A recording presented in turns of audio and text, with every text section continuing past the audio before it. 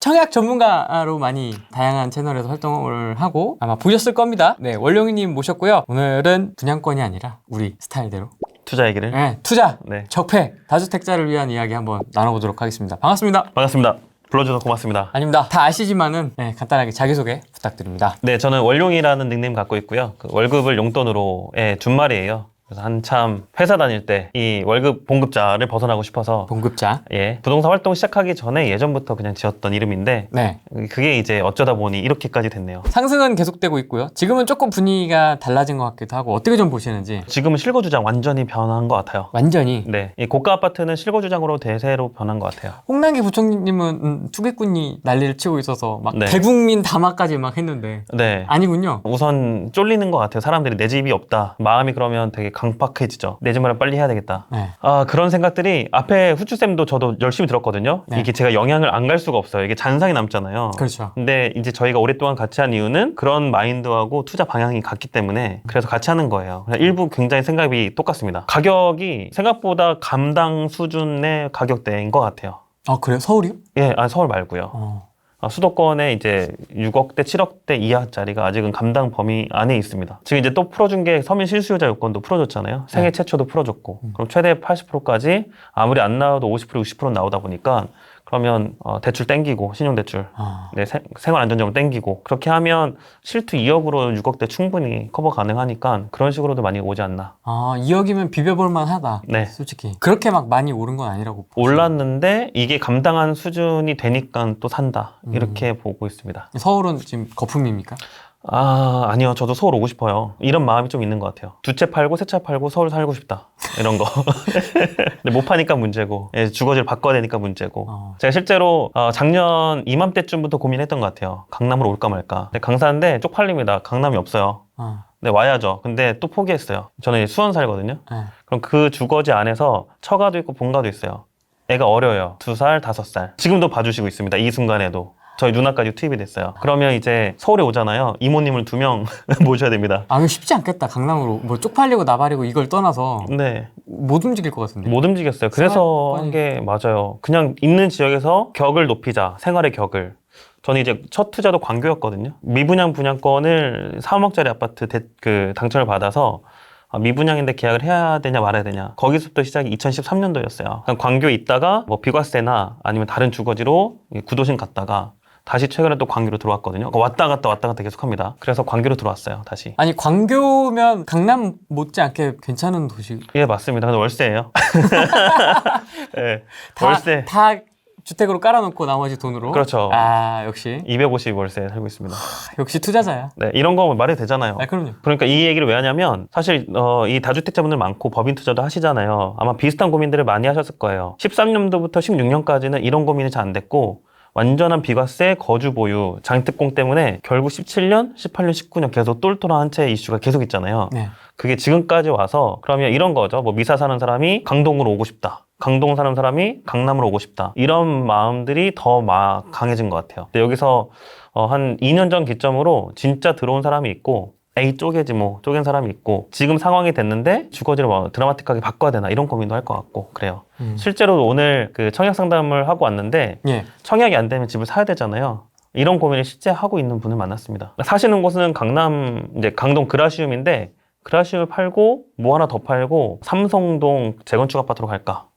아니면 개포동 갈까? 근데 그 사이즈는 돼요. 이거 하나 팔고 이거 하나 팔면 10억씩 남기 때문에 20억 일단 얹고 거기에 현금을 더 붙이면 신축 가능. 근데 거기에 재건축 이슈가 있는데 가면 그냥 20억짜리 팔사 가능. 네, 이런 것들을 고민하시더라고요. 그래서 어떻게 판단하셨어요, 그분? 베팅을 2개로 해라 그랬어요. 지금 완전 2개거든요. 입주장이라고도 하지만 서울에선 지금 입주장이 약간 반쪽으로 나눠졌어요. 왜냐하면 분양권이 없기 때문에 입주권을 사야 돼요. 그 입주권에 투자 금액이 엄청 큽니다. 실투자금. 그거나 아니면 아예 그 재건축 대상 아파트가 입주가 많이 남았어요. 진행사항도 많이 남고 그거 둘 중 하나 선택을 해야 될 때가 된 것 같아요. 둘 다 저평가죠. 먼저 얘기한 입주권은 절대가는 싼데 실투금이 많이 들어가서 가격이 좀 묶인 상태. 근데 재건축 아파트는 이슈가 있긴 한데 좀 오래 가져가야 되는 상태. 그래서 저는 이제 청약 분양권을 더 좋아하다 보니까 당연히 신축적으로. 투자를 네. 원료님은 이번 상승장 때 어떻게 하셨는지 궁금하네요. 저는 일단 그 실거주 위주로 했던 게 18년도까지였던 것 같아요. 분산을 하겠었는데 법인을 사실 막 빨리 시작한 건 아니었거든요. 19년도 2월 달에 첫 법인을 설립을 해서 지금 여러 개 투자하고 있는데 그때부터 좀 그 결이 확 이쪽으로 쏠린 것 같아요. 보통은 이제 한 채 사고 팔고 두 채 쪼개고 두 채에서 네 채 쪼개 이런 식으로 가다가 법인의 필요성이 결국 세금 때문에 그런 거잖아요. 네. 거기서는 더 쪼개질 수 있는 환경이 된 거죠. 그래서 법인으로는 개인주택 수는 차츰차츰 줄이고 그런 식으로 투자했던 것들도 회수하고 그럼 그거를 다시 법인으로 하고 이런 작업들을 19년도부터 저는 했었습니다. 그럼 지금도 법인으로 하고 계세요? 예, 계속 하고 있어요. 그럼 세금이나 이런 거는? 일단 공시가격 1억 이하는 다 테마가 이미 됐잖아요. 만 1년이 넘었어요. 네. 전국 한번 싹 돌았습니다. 더 이상 돌 게 없으니까 이제 광주로 가는 거고 익산 가고 이제 전주 좀 남아있는 거 가고 하잖아요. 그러면 이 시대가 끝나면 그게 하방이 가격이 올라가면서 이제 한 2억대 전후 아파트 공시가격이 1억에서 1억 5천 정도 그냥 알고 산다 12.4% 내고 맞고 산다. 네, 맞고 산다. 근데 저는 이거를 조금 더 빨리 샀던 것 같아요. 뭘 샀냐면 작년 12월 달이었죠. 8개월 전인데 평택 맘시티라고 후분양을 했었어요. 후분양을 하게 되면 중도금 대출을 안 받아도 되거나 왜냐면 중도금이 20%만 납부되면 되고 나머지가 잔금인데 그럼 보통 그러죠. 중도금 1차 납부하고 2차 다음에 바로 잔금이잖아요. 2차는 연체해도 된다는 생각을 갖고 있죠. 저도 연체 중이긴 합니다만 계약이 들어가지 않고 연체이자 내고 입주 때 이자 내면서 잔금 치른다는 개념이거든요. 근데 분양가 2억 5천이었어요. 그러면 12.4%의 취득세를 내면 약 3천만 원이 더 들어갑니다. 그럼 2억 8천이 총 매가예요. 거기서 전세를 2억 5천 받으면 완전 땡큐. 2억 2천까지만 밀려도 갭 투자 6천만 원이 되니까 상승은 그냥 세후 수익 100%는 가능하겠다. 이런 계산으로 들어간 거거든요. 근데 이걸 판단은 이제 평택이 덜 올랐다. 그럼 덜 오른 배경은 입주 물량이 맞는 지역이 있고 덜 맞는 지역이 있는데 일단 평택은 입주 물량이 맞는 지역이긴 했었어요. 네, 거기에 다른 이제 오산이나 평택 자체가 약간 가격에 눌림목도 있긴 했었고 좀 아다리가 잘 맞아서 그때 미분양이 나오고 무순위 때 줍줍을 다행히 했었습니다. 그래서 그런 생각으로 12.4%를 내고 투자금 대비 실수익률 따지면 낼 법하다. 근데 4억이 넘어가면 너무 빡세죠. 4억에 12.4% 하면 거의 뭐 5천만 원. 네, 힘듭니다. 미리 그 1억 이하가 한번 이렇게 전국적으로 한번 싹 돌 것이다라는 걸 예상을 하고 그러면 그 다음에 뭘까라고 생각을 해보신 거네요. 근데 사실 그때 1억짜리 미만 하긴 했었어야 돼요. 근데 좀 빨리 들어갔죠. 지금도 그 다음에 1억 미만 산 게 대전에 샀었는데 그것도 괜찮았었거든요. 근데 그때 생각해보면 더 사도 됐을 법했다. 근데 항상 이제 투자자긴 하지만 쫄리잖아요. 개수에 좀 밸런싱을 맞춘 거죠. 예, 무섭습니다, 항상. 저평가 지역을 어떻게 좀 찾으십니까? 저는 1등이 될 생각이 없어요. 깃발을 꽂으면 그게 최고수인데 그 알고서 꽂는 사람도 있고 얼레벌레 꽂는 사람도 있거든요. 그렇죠. 네, 저는 1류가 될 수 없다고 생각을 합니다. 그러면 2류만 돼도 돼요. 2류. 이게 지역적으로 설명하면 이제 강남발 퍼지잖아요. 그러면 동쪽으로 가면 뭐 강동, 미사, 다산 쪽 가잖아요. 남쪽도 마찬가지고 동서는 퍼지는데 퍼지는 속도만 제대로 체크해도 이렇게 봤을 때 3급지, 4급지만 가도 늦진 않는다라고 보이고 그게 반증이 지금의 수도권 장이었던 것 같고요. 근데 그게 수도권의 전국장의 이제 축소판이라고 하면 그것들이 다 순환매가 되잖아요. 그게 이제 부산으로 가는 거고 부산에서 대구, 울산, 포항으로 퍼지고 거기서 더 소형 도시로 갈지는 그 다음에 이제 투자자의 판단인데 지금은 이미 끝났죠. 작년 초에 미사혈관 분양권 투자가 끝났다고 하면 지금 소액 투자의 테마는 수도권은 썩빌까지 지방광역시는 또는 소도시는 썩 앞까지 좀 모세혈관 투자가 어느 정도 진행된 것 같아요. 모세혈관 투자. 네. 이 흐름이 퍼지는 걸 잘 체크해야 된다고 말씀하셨잖아요. 네네. 이걸 어떻게 체크하세요? 일단 요즘에 너무 잘 돼 있어요. 예전에는 호갱노도 많이 봤는데 지금 아실도 많이 보고요. 그 다음에 아실의 여러 가격 아파트, 여러 지역 아파트 비교하는 것도 있잖아요. 이제 그거 비교하면서 몇 달의 가격 차이를 두고 이제 퍼지는가. 호갱노노랑 두 가지 체크하고 그걸로 네이버 시세 파악도 합니다. 물론 KB 지수하고 한국감정형 다 보잖아요. 보고 들어가면 후행일 수도 있죠. 근데 그러면 가장 좋은 게 그 매물대하고 매물 개수 파악인데 이거는 아마 유료 프로그램들 많이 쓰실 거예요. 손품왕이든 여러 가지 대가들 계시잖아요. 통계 쪽에. 네, 그런 분들 거 데이터 보면 다 파악은 되니까. 근데 그렇다고 그걸 다 체크하지 않습니다. A급 아파트는 A급끼리 움직이고요. 그 다음에 B급끼리 움직이더라고요. 그러면 저는 어떻게 이걸 투자에 녹였냐면 저는 경부라인에 살잖아요. 수원. 그러면 이제 판교가 오르면 광교하고 분당이 같이 올라요. 그 다음에 동탄 오르잖아요. 그 다음에 밑으로 갈지는 다음 여부고, 수원의 준신축, 신축, 구도심이 안 올랐다라고 하면 그때 이제 사도 되는 타이밍이기도 하더라고요. 그러면 올랐다. 그럼 동탄에 2급지가 또 오르고 이런 식으로 A, B, C 오르면 A1 오르고 B1 오르고 C1 오르고 이런 식으로 오르더라고요. 그래서 산 게 지금은 많이 팔고도 없었습니다. 결과론적으로 보면 좀 보유했었어야 되는데 2019년도 하반기 그러니까 추석을 기점으로 해서 제가 수원에 스타트를 딱 끊었어요. 그 권선동에 있는 신축 아파트 동시에 봤던 게 인천 송도인데 저는 이제 심리적으로 이쪽 경부라에 살다 보니까 송도까지 먼 거죠. 저는 임장나기 싫어한다 그랬잖아요. 네. 그럼 수원에서 사는 거예요. 사고 그러면 분명히 알아요. 한두 달 후에 이 영향 받아서 다음 지역인 동탄이 오른다. 그럼 동탄에 사는 거죠. 동탄 오르면 이 다음은 오산 산다. 그래서 정확하게 2019년도 8월 달에 수원 사고 그 다음 10월 달에 동탄 사고 12월에서 2월 사이에 오산 사고 거기서 더 내려갈지는 천안으로 내려갈까 평택으로 내려갈까 아예 청주로 가버릴까 했을 때 청주로 갔습니다, 당시는. 근데 뭘 사도 이런 그 타이밍, 순환매 투자하면 아까 이제 저도 라이브 출생 거 봤거든요. 대세만 따라가도 반응 간다. 파악만 하고 있어도 나쁘진 않은 것 같아요. 그럼 그때 그 네. 지역을 옮겨 다니면서 투자를 하셨던 것도 깃발을 꽂은 게 아니고 이진 정도로 일진, 이진이라면 이진 정도의 그렇죠. 속도였던 거군요. 네, 그러다가 물린 경우도 있었습니다. 제가 높은 가격에 사기 싫은 거예요.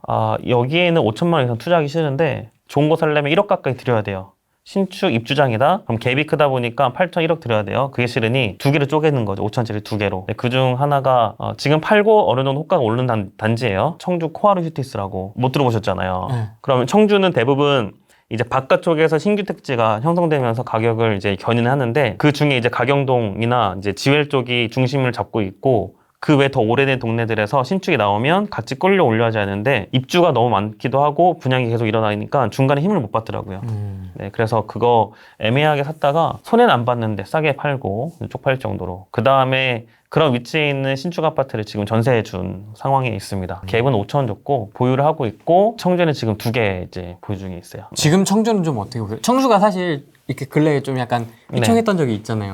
맞아요. 6.17 이후로 가장 휘청했던 지역 중에 하나인 것 같아요. 법인 투자 때문에. 맞아요. 딴 지역보다 조금 덜 올라왔어요. 보통 3개월에서 6개월 만에 올라오는데 청주는 올해 초쯤부터 약간 들썩였던 것 같아요. 좀 더 걸렸어요. 그래서 이제 테마가 공시가격 1억 이하로 갔죠. 근데 1억 이하 테마가 조금 청주 늦게 왔어요. 그러면서 타이밍 늦게 진입하신 분들이 그래도 2억에서 3억대 12.4% 내고 갭을 최소해서 취득세 포함해서 5천, 6천을 세팅하자.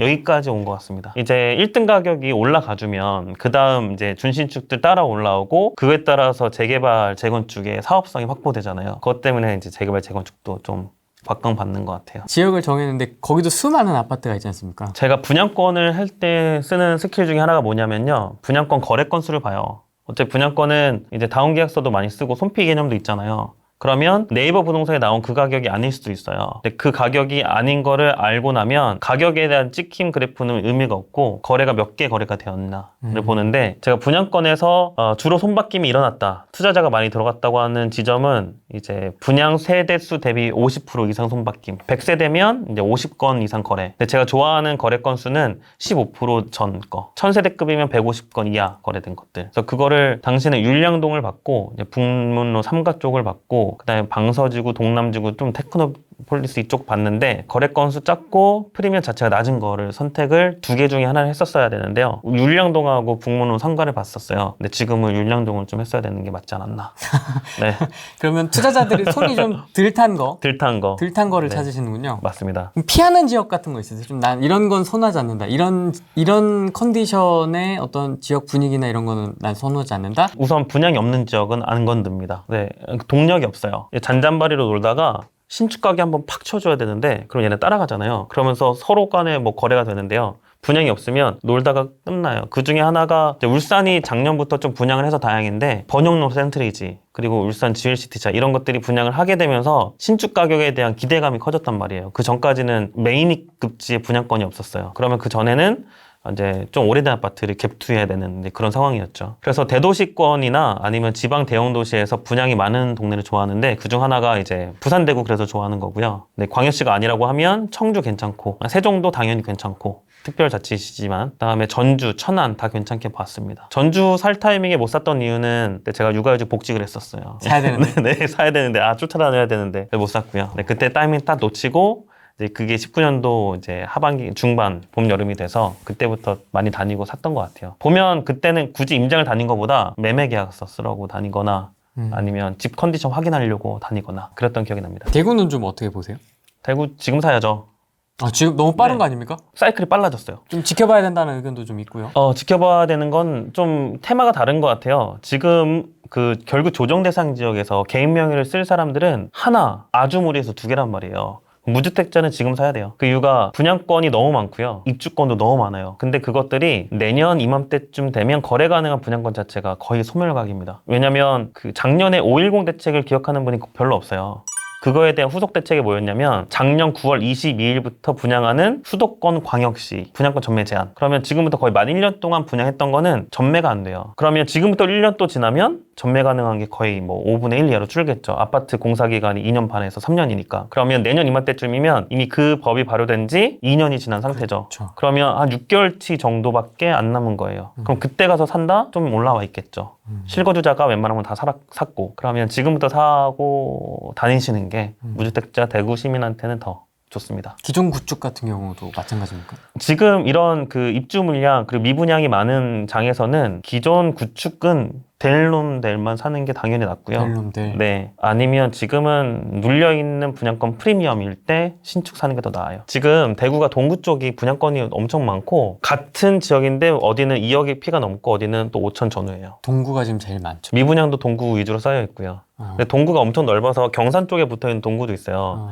미분양의 이제 숫자 역설인데 그 동구에 많이 집중돼 있지만 경산에 붙어있는 애들이 미분양에 쌓여 있는 거고 동대구역 쪽에 있는 애들은 좀 괜찮거든요. 그래서 창원에서도 미분양 수치의 대부분은 그 마산 하포구에 있는 월영 마린 애시양 쪽이 막 수천 개가 있었기 때문에 의창구 성산구까지 미분양 지역으로 사람들이 착각을 하는 거죠. 마찬가지 대구도 일부 지역이 이제 쌓여있는 미분양 때문에 대구 전체가 힘들다라고 판단하는 건데 그 생각은 대구 내에서도 좀 하시는 것 같아요. 되게 화끈하십니다, 진짜. 전국을 다 대상으로 봤을 때 대구 분들이 가장 화끈한 것 같아요. 부산하고 대구하고는 좀 차이가 있습니까? 부산 분들도 화끈하세요. 화끈하시죠. 근데 네. 좀 다른 부분인데 정책에 대한 민감성이 대구가 더 큰 것 같아요. 근데 개인적인 의견입니다. 저 와이프 대구 사람입니다. 아, 네.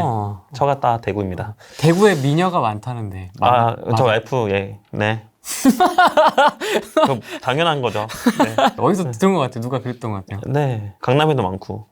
아, 근데 강남은 이게 튜닝이 되어 있잖아요. 전국 팔도에서 올려오시죠. 예, 아, 이 민영분에. 강남은 이게 너무 튜닝이 된 사람들이 많아가지고, 아, 이게 뭐지? 싶을 때가 많아요. 근데 대구는 약간 유기농. 여기는 막 플라스틱 약간 이런 느낌이고, 거기는 올가닉.